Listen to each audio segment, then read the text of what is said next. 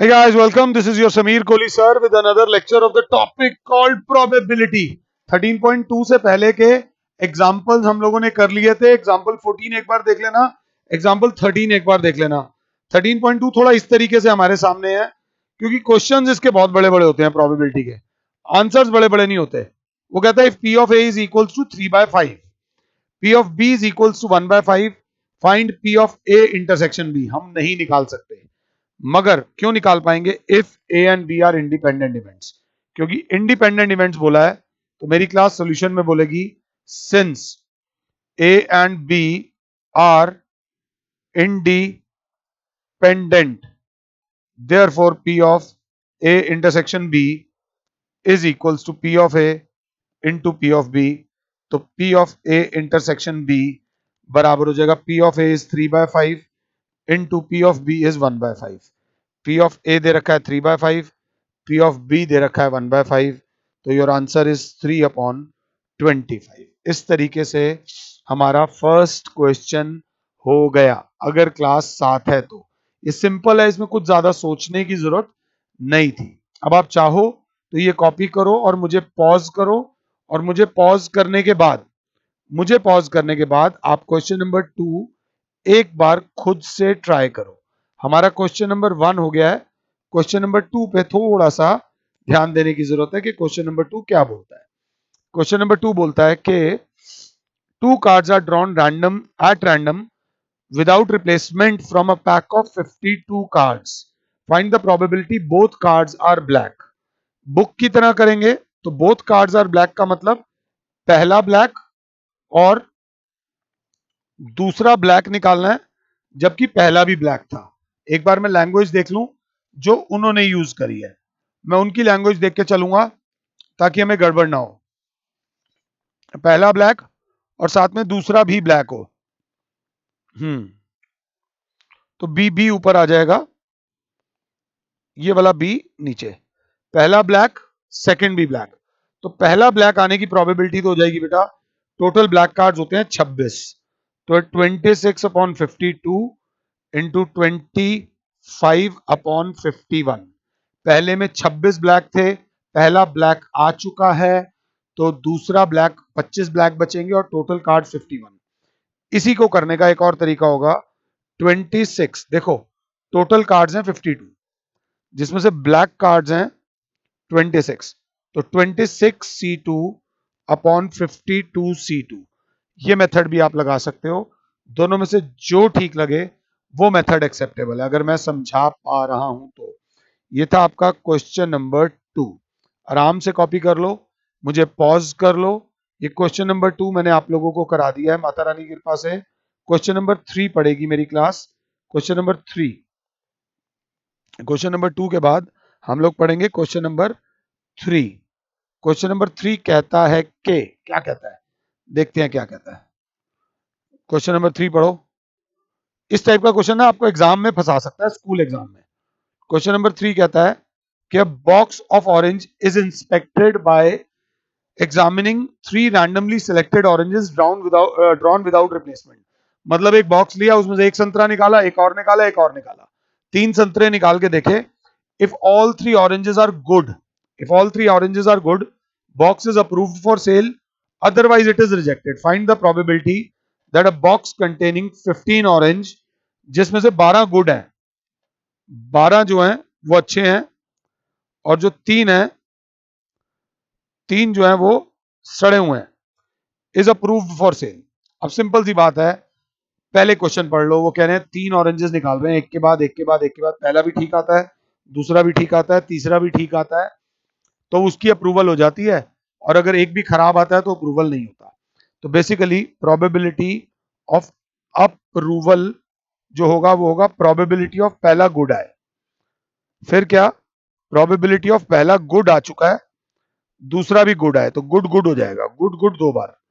और फिर क्या होगा, प्रोबेबिलिटी ऑफ पहला भी गुड आया, दूसरा भी गुड आया था, ऊपर गुड गुड और गुड हो जाएगा. अगर आपको ये बात समझ आई है एनसीईआरटी वाली भाषा में. नहीं तो सिंपल सी बात है, वो कह रहा है पहला भी गुड आए. पहला गुड आने की प्रोबेबिलिटी, पहला भी गुड, फिर दूसरा भी गुड, फिर तीसरा भी गुड. बट इस तरीके से मत लिखना. It's not about answer, it's about presentation. तो मेरी क्लास बोलेगी प्रोबेबिलिटी ऑफ गुड, फिर probability of G G, G जी ऊपर आएगा, नीचे जी. एक जी नीचे क्यों आएगा? क्योंकि पहला गुड आ चुका है. और फिर तीसरे वाला गुड आने की प्रोबेबिलिटी होगी probability of G G G upon नीचे डबल जी. तो पहला गुड आने की प्रोबेबिलिटी है 12/15. टोटल गुड 12 है और टोटल 15 है. अब गुड आ चुका है पहला, तो दूसरी 11/14 और तीसरी 10/30. इसको मल्टीप्लाई करके फाइनल आंसर निकाल लेना. और अगर 11th वाले तरीके से चलें तो 15 ऑरेंजेस है सर, 12 गुड हैं और 3 बैड हैं, और हमें तीनों गुड चाहिए. प्रोबेबिलिटी ऑफ ऑल 3 गुड बोला है, तो सर 12C3 अपॉन 15C3. ऐसे भी कराओगे तो कोई आपके मार्क्स नहीं काट रहा, you will get full marks. इसमें परेशान होने की जरूरत नहीं है, आराम से मुझे कॉपी करो. This was question number 3. Question number 3 करने के बाद आराम से क्वेश्चन नंबर 4 पे आना. 4 को समझो क्या कह रहा है. आप 4 पढ़ो, तब तक मैं थोड़ा सा साफ कर लेता हूं. आई होप इस पैटर्न से आपको कोई दिक्कत नहीं हो रही होगी. ये करने के बाद क्वेश्चन नंबर 4 पे आएगी मेरी क्लास. मैं थर्ड हटा दूं, जो अच्छा लगता है मुझे ऐसे करना कि अब कम काम बचा है. Fourth, a fair coin and unbiased dice are tossed. Let A be the event, head appears on the coin, B be the event 3 on the die. Check whether A and B are independent or not. हमें नहीं पता जी. A है, उन्होंने बोला सबसे पहले sample space बना लो. वो कह रहे हैं a fair coin and an unbiased dice are thrown. तो फेयर कॉइन में HT, H1, H2, H3, H4, H5 और H6 आ सकता है. T1, T2, T3, T4, T5 और T6 आ सकता है. A fair coin and a unbiased dice are thrown. A be the event. Head appears on the coin. A कौन सा है? Head appears on coin. अगर पूरे में देख लो तो 6/12 आ रहा है. 6/12 कर लो, नहीं तो वैसे भी हेड आने का जो चांसेस होते हैं, head appears on the coin की जो प्रोबेबिलिटी होती है वो होती है 1/2. And B be the event that 3 on the die. 3 on the die. Dice पे 3 आने की प्रोबेबिलिटी 1/6 होती है. और ए इंटरसेक्शन बी होगी head on coin and 3 on die. Language को पकड़ लेना, head on the coin and 3 on the die. A जो इवेंट है वो ये है, H head on the coin. जो बी इवेंट है वो है 3 ऑन द डाई. और दोनों की जो इंटरसेक्शन है वो ये है. अब क्लास बोलेगी प्रोबेबिलिटी ऑफ ए, ये प्रोबेबिलिटी ऑफ ए है, ये प्रोबेबिलिटी ऑफ बी है, और probability of A intersection B जो है आप खुद देख सकते हो एक ही है, 1/12. हम निकालेंगे probability of A into probability of B. तो प्रोबेबिलिटी ऑफ ए जो आ रही है वो आ रही है 1/2 इंटू 1/6, दैट इज 1/12. और probability of A intersection B already कितनी आ रही है 1/12. Therefore probability of A intersection B is equals to probability of A into probability of B. So yes, it is independent event. Yes, these are independent events. थोड़ा सा ध्यान देके चलना है और कुछ भी नहीं है. प्रेजेंटेशन देख लीजिएगा. ये था क्वेश्चन नंबर 4. क्वेश्चन नंबर 4 के बाद आता है क्वेश्चन नंबर 5. आराम से क्वेश्चन नंबर 5 को पढ़ो, अपने आप से करने की कोशिश करो. क्वेश्चन नंबर 5 क्या कह रहा है? क्वेश्चन नंबर 5 बोलता है कि क्वेश्चन नंबर 5 पढ़ लो, हम तब तक ये थोड़ा सा टाइम पास कर रहे हैं. क्वेश्चन नंबर 5 सेज के a die marked 1 2 3 in red and 4 5 6 in green is tossed. अब आराम से सैंपल स्पेस जो है इसका 1 2 3 4 5 6, बस थोड़ा सा पंगे लेने के लिए है. 1 2 3 इन रेड, रेड रेड, और 4 5 6 इन ग्रीन. तो green should be like green green green और ग्रीन. ये हमारा सैंपल स्पेस हो गया। आगे वो क्या बोल रहा है, A B the event number is even, A number is even, तो प्रोबेबिलिटी ऑफ ए इवन है तो क्या होगा, 2 4 6, बहुत अच्छे हो तो ये रेड में होगा, और ये दोनों जो होंगे ये ग्रीन में, और ये ग्रीन में, प्रोबेबिलिटी ऑफ ए हो जाएगी 3/6 दैट इज 1/2। और B be the event, B को देखो, B be the event, A the number is red, number is red, तो नंबर इज रेड में हो जाएगा 1 आवर 2 आवर और 3 आवर, तो प्रोबेबिलिटी ऑफ बी क्या हो जाएगी 3/6 that is 1/2। A intersection B क्या होगा, वो कह रहा है नंबर इज इवन, बी बोल रहा है number is red, A intersection B होगा A and B, or the number is, जो ए एंड बी आएगा वो आएगा, अगर हम साथ में हैं तो ए इंटरसेक्शन बी, ए है नंबर इज इवन, बी है नंबर इज रेड, तो ए इंटरसेक्शन बी होगा रेड इवन। अब रेड इवन की बात करें तो रेड और इवन सिर्फ एक है, 2 आर, तो probability of A intersection B हो जाएगी 1/6, 2 आर सिर्फ एक है। अब आप probability of A into probability of B निकालिए, प्रोबेबिलिटी ऑफ ए 1/2 इंटू 1/2 1/4 आ रहा है, और probability of A intersection B निकालिए तो 1/6 आ रहा है। Since probability of A into probability of B is not equals to probability of A intersection B, तो ये इंडिपेंडेंट नहीं है, ये इवेंट्स इंडिपेंडेंट नहीं है। लास्ट वाला दे रखा है E and F be the events, ये दे रखे हैं, और वो R E and F independent, ये आप खुद से कीजिए, बस आपको क्या निकालने की जरूरत है, P of E into P of F, जो कि बराबर है 3/5 इंटू 3/10, जो कि आ रहा है 9/50, और P of E intersection F जो आ रहा है वो 1/5 आ रहा है, और क्योंकि ये नॉट इक्वल्स टू आ रहा है तो ये दोनों इंडिपेंडेंट नहीं है।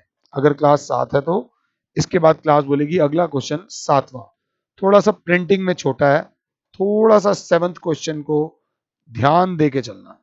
वो कहता है 7th, ध्यान से देख लो, मैंने इसको हाईलाइट कर दिया है। 7th में बोल रहा है A and B are two events such that P of A is 1/2, P of A union B is 3/5, और P of B दे रखा है P, वो कहता है find P if they are mutually exclusive. 11th class में अब भी के अभी जाओ और म्यूचुअली एक्सक्लूसिव ढूंढ के आओ।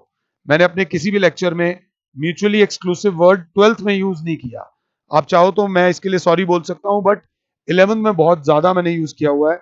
ए and B are mutually exclusive if A intersection B is equals to phi, therefore P of A intersection B इस केस में 0 हो जाती है। आप पहले जाओ चेक करके आओ, अगर मेरी 11th की वीडियो उठा के देख लो या फिर गूगल करके देख लो, दो एक्सक्लूसिव इवेंट्स। अब हमें निकालना है P ऑफ B, हम माता रानी का नाम लेंगे, P of A union B बराबर होता है P of A plus P of B minus P of A intersection B 11th class. P of A union B बराबर होता है P of A plus P of B minus 0, because ये चीज given है।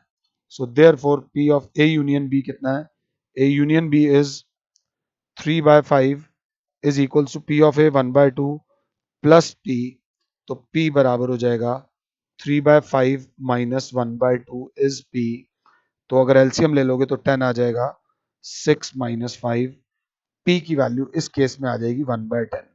The value of P in this case is 1/10। Mutually exclusive वाला part हमने कर दिया। इससे अगला पार्ट जो बोलता है वो कहता है if A and B are independent. Independent है तो हमें गिवन है कि P of A into P of B बराबर है P of A intersection B। इस पूरे चैप्टर में, इस लेक्चर से पहले में हम यही सब डिस्कस करते हुए आ रहे हैं। तो P of A union B को मैं लिख दूंगा P of A plus P of B minus P of A intersection B by definition, तो P of A union B बराबर हो जाएगा P of A plus P of B minus P of A intersection B को मैं लिखने वाला हूं P of A into P of B। अब वैल्यूज पुट करूंगा, A यूनियन B बराबर है 3/5 बराबर P of A 1/2 plus P of B is P minus P of A is 1/2 into P of B is P। सिर्फ calculation है, 3/5 minus 1/2 is equals to P minus P/2 is P/2। यह आ जाएगा 1/10 is equals to P/2। 2 1 जा 2 5 जा, P की value इस case में कितनी आ जाएगी 1/5। ये करने के बाद हमारे ना 7 क्वेश्चंस हो जाते हैं इस एक्सरसाइज के। इस एक्सरसाइज में टोटल 17 क्वेश्चंस हैं। बाकी के जो 10 क्वेश्चंस हैं, ये 8वां आप खुद ट्राई कर सकते हो, 9th ट्राई कर सकते हो, 10th 11th, ये सब इंपॉर्टेंट है। इन द नेक्स्ट लेक्चर मैं आप लोगों के साथ बाकी के क्वेश्चन डिस्कस करूंगा। फिलहाल के लिए और Sameer sir is saying you good bye, God bless all, जय माता।